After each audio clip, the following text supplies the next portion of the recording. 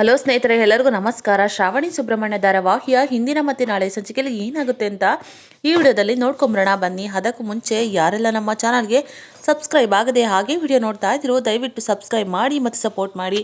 ಹಾಗೆ ಪಕ್ಕದಲ್ಲಿರುವ bell button ಅನ್ನು ಕ್ಲಿಕ್ ಮಾಡಿ. ಸಂಚಿಕೆಯಲ್ಲಿ ಮೊದಲಿಗೆ ವೀರೇಂದ್ರ, ಸುರೇಂದ್ರ, ವಂದನ ಮತ್ತು ವಿಜಯಾಂಬಿಕಾ ಎಲ್ಲರೂ ಕೂಡ ಹಾಲಲ್ಲಿ ಕೂತಿರ್ತಾರೆ. ಆಗ ವೀರೇಂದ್ರ ಅವರು ತುಂಬಾ ಖುಷಿಯಾಗಿರ್ತಾರೆ. ಆಗ ವಂದನ ಅವರು, ಅಲ್ಲ ಬಾವ, ನೀವು ಈ ಥರ ಬೇಜಾರಿಂದ ಖುಷಿಯಾಗೋದಕ್ಕೆ ಅಂಥದ್ದು ಏನು ಹೇಳ್ದ ಸುಬ್ಬು ಅಂತ ಕೇಳ್ತಾರೆ. ಆಗ ವೀರೇಂದ್ರ ಅವರು, ಸುಬ್ಬು ಏನು ಹೇಳಲೇ ಇಲ್ಲಮ್ಮ, ಎಲ್ಲನೂ ಕೂಡ ಹೇಳಿದ್ದು ಶ್ರಾವಣಿಯಿಂದನೇ ನಾನು ಇಷ್ಟು ಖುಷಿಯಾಗಿದ್ದೀನಿ ಅಂತ ಹೇಳ್ತಾರೆ. ಆಗ ವಿಜಯಾಂಬಿಕಾ ಅವರು ಆ ಮಾತನ್ನು ಕೇಳ್ಬಿಟ್ಟು ತುಂಬಾ ಹೊಳೊಳಗೆ ಹೊಟ್ಟೆ ಉರ್ಕೊಳ್ತಾ ಇರ್ತಾರೆ. ಏನು ಬಾವ ಹೇಳ್ತಾ ಇದ್ದೀರಾ ನೀವು, ಇದೆಲ್ಲ ಹೇಗೆ ಸಾಧ್ಯ, ಏನು ಹೇಳಿದ್ಲು ಶ್ರಾವಣಿ ಅಂತ ಕೇಳ್ತಾರೆ.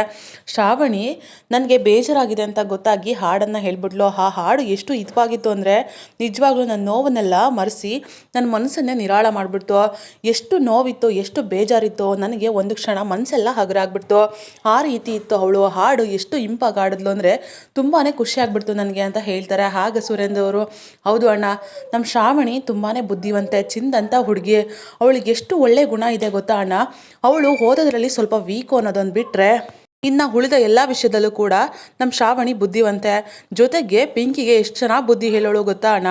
ನಾವು ಕೇಳಿಸ್ಕೊಳ್ತಾ ಇದ್ರೆ ನಿಜವಾಗ್ಲೂ ಎಷ್ಟು ಚೆನ್ನಾಗಿ ಹೇಳ್ತಾಳಲ್ವಾ, ನಾವು ತಿಳ್ಕೊಬೇಕಲ್ವಾ ಅಂತ ಅಷ್ಟೇ ಅಲ್ಲ, ಕತೆಗಳನ್ನೆಲ್ಲ ಬರಿತಾ ಇದ್ಲು, ತುಂಬಾ ಬುದ್ಧಿವಂತೆ ಅವಳು ಅಂತ ಹೇಳ್ತಾ ಇರ್ತಾರೆ. ಆಗ ವಂದನವರು, ಹೌದು ಬಾವ, ನಮ್ಮ ಶ್ರಾವಣಿ ತುಂಬಾ ಜಾಣ್ಮೆ ಅಂತ ಹುಡುಗಿ ಅಂತ ಹೇಳ್ತಾರೆ. ಆಗ ವೀರೇಂದ್ರವರು, ಹೌದು, ನಿಜವಾಗ್ಲೂ ಶ್ರಾವಣಿನ ಸುಬ್ಬು ಚೆನ್ನಾಗಿ ಅರ್ಥ ಮಾಡ್ಕೊಂಡಿದ್ದಾನೆ. ಆದರೆ ನಾನೇ ತಪ್ಪು ಮಾಡಿಬಿಟ್ಟೆ, ಚಿಕ್ಕ ವಯಸ್ಸಿನಿಂದ ಅವಳ ಜೊತೆಯಲ್ಲಿ ಕಾಲನ ಕಳೀಲಿಲ್ಲ, ಅವಳನ್ನ ಸರಿಯಾಗಿ ಅರ್ಥ ಮಾಡ್ಕೊಳ್ಳಿಲ್ಲ. ಅವಳು ಎಷ್ಟು ಬುದ್ಧಿವಂತೆ ಅಂತ ನನಗೆ ಇವಾಗ ಅರ್ಥ ಆಗ್ತಿದೆ, ನಿಜವಾಗ್ಲೂ ತುಂಬಾ ಖುಷಿ ಆಗ್ತಾ ಇದೆ ಅಂತ ಹೇಳ್ತಾರೆ. ಆಗ ವಿಜಯಾಂಬಿಕೆಗೆ ತುಂಬಾ ಕೋಪ ಬರ್ತಾ ಇರುತ್ತೆ. ಇರಲಿ, ಎಷ್ಟು ಖುಷಿ ಪಡ್ತಾನೆ ಖುಷಿ ಪಡಲಿ, ಇದೆಲ್ಲ ಬೆಳಗ್ಗೆವರೆಗೂ ಮಾತ್ರ, ಆಮೇಲೆ ಇವನ್ನ ಏನು ಮಾಡಬೇಕು ಅಂತ ನಾನೇ ನೋಡ್ಕೊಳ್ತೀನಿ. ಆದಷ್ಟು ಬೇಗ ಇವನ ಹೆಸರನ್ನ ಕೆಡಿಸಿ ಇವನು ಮಂಕ್ ಬಡ್ದಂಗೆ ಕೂತ್ಕೋಬೇಕು, ಆ ರೀತಿ ಮಾಡ್ತೀನಿ ಅಂತ ಮನಸ್ಸೆಲ್ಲ ಯೋಚನೆ ಮಾಡ್ತಾ ಪ್ಲ್ಯಾನ್ ಮಾಡ್ತಾ ಒಳಗೊಳಗೇನೆ ಖುಷಿ ಪಡ್ತಾ ಇರ್ತಾರೆ. ನೆಕ್ಸ್ಟ್ ಡೇ ಶ್ರಾವಣಿ ಅವ್ರ ಮನೆಯಲ್ಲಿ ಧನಲಕ್ಷ್ಮಿ ಅವರು ಕಿಚನಲ್ಲಿ ಬೇಜಾರಲ್ಲಿ ಕೂತ್ಕೊಂಡಿರ್ತಾರೆ. ಆಗ ಶ್ರಾವಣಿ ಅವ್ರು ಬರ್ತಾರೆ. ಯಾಕೆ, ಏನಾಯಿತು ಅದಕ್ಕೆ ಅಂತ ಕೇಳ್ತಾರೆ. ಏನಿಲ್ಲ ಅಂತ ಹೇಳ್ತಾರೆ. ಅದೇನು ಅಂತ ಹೇಳಿ, ಯಾಕೆ ನಿಮ್ಮ ಯಜಮಾನ್ರನ್ನ ಬಿಟ್ಟಿರೋದಕ್ಕೆ ಕಷ್ಟ ಆಗ್ತಿದೆಯಾ, ಯಾಕೆ ಹೇಳಿ ಅಂತ ಹೇಳ್ತಾರೆ. ಅಯ್ಯೋ ಹಾಗೇನಿಲ್ಲ, ಯಾಕೆ ಅಂತಂದರೆ ಅವ್ರನ್ನ ನೀವು ಬದಲಾವಣೆ ಮಾಡಿದ್ದೀರಾ, ಅವರು ಬದಲಾಗಿ ಸ್ವಾಭಿಮಾನಿಯಿಂದ ದುಡಿತಾ ಇದ್ದಾರೆ, ನನಗೆ ತುಂಬಾ ಖುಷಿ ಆಗ್ತಾ ಇದೆ ಅಂತ ಹೇಳ್ತಾರೆ.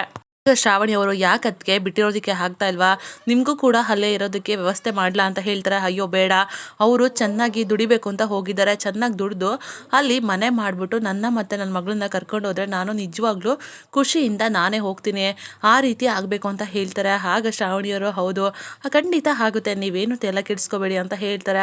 ಆಗ ಧನಲಕ್ಷ್ಮಿ ಅವರು, ಒಬ್ಬರು ದೂರ ಇದ್ದಾರೆ ಅಂತ ನಾನು ಕಷ್ಟಪಡ್ತಾ ಇದ್ರೆ ನಿಮಗೆ ಹತ್ರ ಇದ್ದರೂ ಕೂಡ ದೂರ ಇರಬೇಕಲ್ಲ ಅನ್ನೋ ಕಷ್ಟ ಅಂತ ಹೇಳ್ತಾ ಇರ್ತಾರೆ. ಆಗ ಶ್ರಾವಣಿಯವರು, ಅದಕ್ಕೆ ನನ್ನ ಬಗ್ಗೆನೇ ಮಾತಾಡ್ತೀರಾ ನೀವು ಅಂತ ನಗ್ತಾ ಇರ್ತಾರೆ.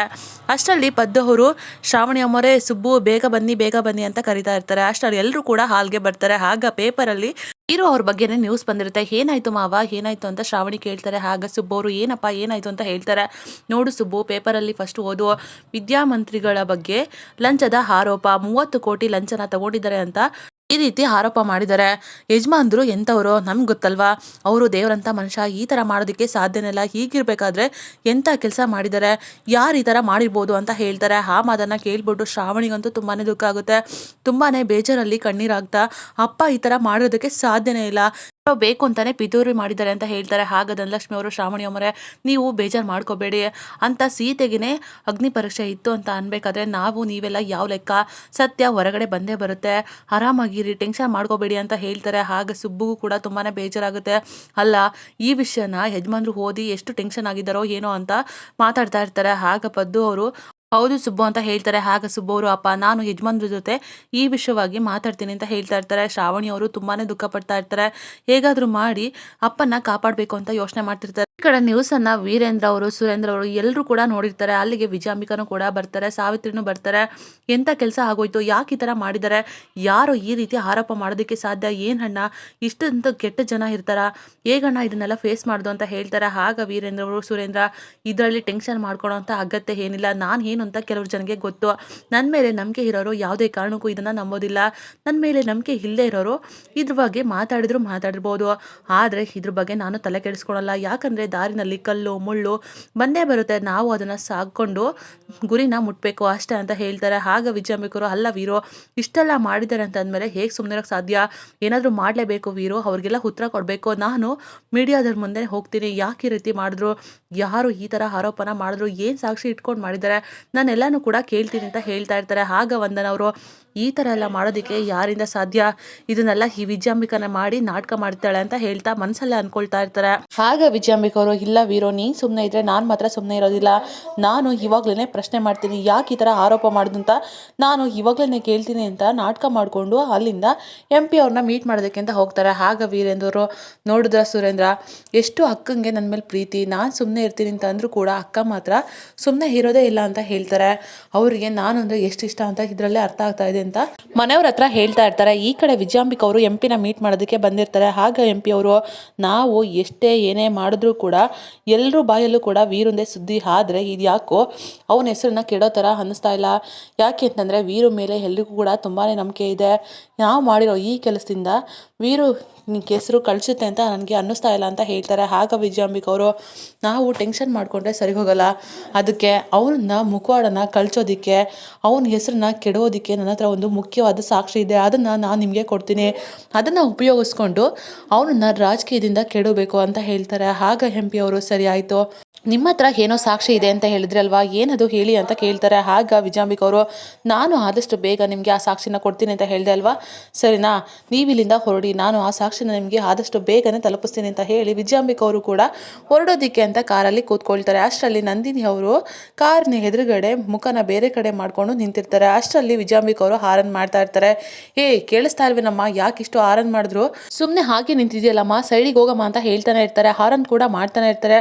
ಆಗ ನಂದಿನಿ ಅವರು ಮುಖ ತೋರಿಸ್ದೆ ಆ ಕಡೆ ತಿರ್ಕೊಂಡು ನಿಂತಿರ್ತಾರೆ. ಅಷ್ಟರಲ್ಲಿ ವಿಜಯಾಂಬಿಕ ಅವರು ಕಾರಿಂದ ಕೆಳಗಡೆ ಇಳಿದು, ಏನಮ್ಮ ನಿನಗೆ ಸ್ವಲ್ಪನೂ ಕಿವಿ ಕೇಳಿಸ್ತಾ ಇಲ್ವಾ, ಯಾಕೆ ಈ ಥರ ಮಾಡ್ತಿದ್ಯಾ ನೀನು, ನಿನಗೇನು ದುಡ್ಡು ಬೇಕಾ, ತಗೋ ಈ ದುಡ್ಡನ್ನ ತಗೊಂಡು ಹೋಗು, ಸೈಡ್ ಬಾ ಮೊದಲು ಅಂತ ಹೇಳ್ತಾರೆ. ಆಗ ನಂದಿನಿ ಅವರು ನಿಧಾನವಾಗಿ ಮುಖನ ಮುಚ್ಕೊಂಡಿರ್ತಾರೆ. ನಿಧಾನವಾಗಿ ಮುಖನ ತೋರಿಸಿ, ಏನು ವಿಜಯಾಂಬಿಕಾ ಬೆವರ್ತಾ ಇದೆಯಾ, ಯಾಕೆ ಭಯ ಆಯ್ತಾ ನೋಡಿ ಅಂತ ಹೇಳ್ತಾರೆ. ಆಗ ವಿಜಯಾಂಬಿಕ ಅವರು ನಂದಿನಿನ ನೋಡ್ಬಿಟ್ಟು ತುಂಬಾ ಗಡಗಡ ನಡುಗ್ತಾ ಇರ್ತಾರೆ. ಆಗ ನಂದಿನಿ ಅವರು, ಏನು ವಿಜಯಾಂಬಿಕಾ ತುಂಬಾ ಟೆನ್ಷನ್ ಆಗ್ತಿದ್ಯಾ, ಯಾರು ಬದುಕಿದ್ರೆ ನಾನು ಬದುಕೋಕ್ಕಾಗಲ್ಲ ಅಂತ ಉಸಿರು ಕಟ್ತಾ ಇದೆ ಅಲ್ವಾ, ನನ್ನ ಹೆಸರು ಕೇಳಿದ್ರೆ ಎಷ್ಟು ಗಂಟ್ಲು ಒಣಗ್ತಾ ಇತ್ತಲ್ವ ನಿನಗೆ, ಅದೇ ನಂದಿನಿ ನಿನ್ನ ಕಣ್ಣು ಮುಂದೆ ಬಂದು ನಿಂತಿದ್ದಾಳೆ.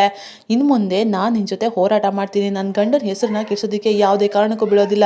ಏನು ವಿಜಯಾಂಬಿಕಾ ಮಾತಾಡು, ಯಾಕೆ ಸುಮ್ಮನಾಗ್ಬಿಟ್ಟೆ ಅಂತ ಹೇಳ್ತಾರೆ. ಆಗ ವಿಜಯಾಂಬಿಕ ಅವರು ನಂದಿನಿ ಅವ್ರನ್ನ ನೋಡ್ಬಿಟ್ಟು ತುಂಬಾ ಟೆನ್ಷನ್ ಮಾಡ್ಕೊಂಡ್ಬಿಡ್ತಾರೆ. ಆಗ ನಂದಿನಿ ಅವರು, ಏನು ವಿಜಯಾಂಬಿಕಾ ನನ್ನನ್ನು ಸಾಯಿಸಿದ್ದೀನಿ ಅಂತ ತುಂಬ ಖುಷಿ ಪಡ್ತಾ ಇದ್ದೆ ಅಲ್ವಾ, ನಾನು ಸಾಯ್ದೆ ಬದುಕಿದ್ದೀನಿ ಅಂತ ಅಂದರೆ ನಿನ್ನ ಅಂತ್ಯ ನನ್ನ ಕೈಯಲ್ಲೇ ಅಂತ ಅರ್ಥ, ಅದನ್ನ ಅರ್ಥ ಮಾಡ್ಕೊ. ನನ್ನ ಗಂಡನ್ನ ಇಷ್ಟೆಲ್ಲ ಆರೋಪ ಮಾಡೋ ಥರ ಮಾಡಿದ್ಯಲ್ಲ, ನಾನು ನನ್ನ ಗಂಡನ ಹೇಗೆ ಕಾಪಾಡ್ಕೊಳ್ತೀನಿ ನೋಡ್ತಾ ಇರೋ ಅಂತ ಹೇಳ್ಬಿಟ್ಟು ವಿಜಯಾಂಬಿಕ ಅವ್ರಿಗೆ ಸವಾಲು ಹಾಕ್ಬಿಡ್ತಾರೆ. ಆಗ ಅಲ್ಲಿಂದ ವಿಜಯಾಂಬಿಕ ಅವರು ತುಂಬಾ ಟೆನ್ಷನ್ ಮಾಡಿಕೊಂಡು ಮನೆಗೆ ಬರ್ತಾರೆ. ಏನಿದು, ಇವಳು ಪದ್ದು ಜೊತೆಲಿದ್ದಾನೆ ಒಬ್ಬ ಅಂತ ಇಷ್ಟೆಲ್ಲ ಹಾರಾಡ್ತಿದ್ದಾಳ, ಅಥವಾ ಸುಬ್ಬುನು ಏನಾದರೂ ಇವಳ ಜೊತೆ ಇರ್ಬೋದಾ ಅಂತ ಮನಸ್ಸಲ್ಲೇ ಯೋಚನೆ ಮಾಡ್ತಾ ಟೆನ್ಷನ್ ಮಾಡಿಕೊಂಡು ಆ ಕಡೆಯಿಂದ ಈ ಕಡೆಗೆ ಓಡಾಡ್ತಾ ಇರ್ತಾರೆ.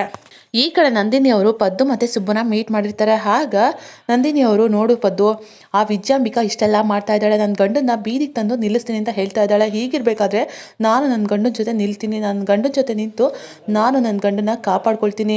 ಈ ಥರ ಎಲ್ಲ ಮಾಡಬೇಕು ಅಂತಂದರೆ ನಾನು ಆ ಮನೆಗೆ ಬರಲೇಬೇಕು. ಇಷ್ಟು ದಿನ ಎಲ್ಲ ಏನೇನೆಲ್ಲ ಮಾಡಬೇಕು ಅಂತ ಅಂದ್ಕೊಂಡಿದ್ದೀನೋ ಆ ಸಮಯ ಬಂದಿದೆ, ನಾನು ಸಾಧಿಸಿ ತೋರಿಸ್ತೀನಿ, ಆ ವಿಜಯಾಂಬಿಕಂಗೆ ನಾನು ಅಂತ್ಯ ಆಡ್ತೀನಿ ಅಂತ ಹೇಳ್ತಾರೆ. ಆ ಮಾತನ್ನು ಕೇಳಿಬಿಟ್ಟು ಸುಬ್ಬು ಮತ್ತು ಪದ್ದುಗೆ ತುಂಬಾ ಖುಷಿ ಆಗ್ಬಿಡುತ್ತೆ. ಈ ಕಡೆ ವಿಜಯಾಂಬಿಕ ಅವರಂತೂ ತುಂಬಾ ಟೆನ್ಷನಲ್ಲಿ ಒದ್ದಾಡ್ತಾ ಇರ್ತಾರೆ. ಇದಾಗಿತ್ತು ಈ ಸಂಚಿಕೆ. ನಮ್ಮ ವಿಡಿಯೋ ನಿಮಗೆ ಇಷ್ಟ ಆಗಿದ್ದಲ್ಲಿ ಒಂದು ಲೈಕ್ ಮಾಡಿ, ಮುಂದಿನ ವಿಡಿಯೋಗಳಿಗಾಗಿ ನಮ್ಮ ಚಾನಲನ್ನು ಸಬ್ಸ್ಕ್ರೈಬ್ ಮಾಡಿ ಮತ್ತು ಸಪೋರ್ಟ್ ಮಾಡಿ. Thank you.